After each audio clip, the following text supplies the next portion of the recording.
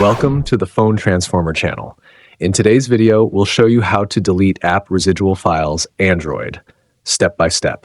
If you find this video helpful, please subscribe to our channel for more tech tips and tutorials. Let's get started. Step 1.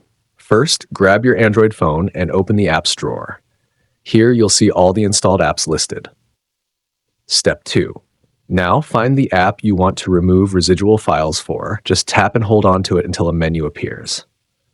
Step 3. From the menu, look for the App Info option and tap on it. This will open up all the details related to that app. Step 4. Next, scroll down and select the Storage option. Here you'll see two buttons, Clear Cache and Clear Data. Tap on both of them to delete the app's residual files immediately. Step 5. If you want to clean up more residual files and free up space, go back to the home screen and open the Settings app. Step 6. In the Settings menu, scroll down and find the Device Care option. Tap on it to continue. Step 7. Now select the Memory option. You'll see a list of background apps taking up space.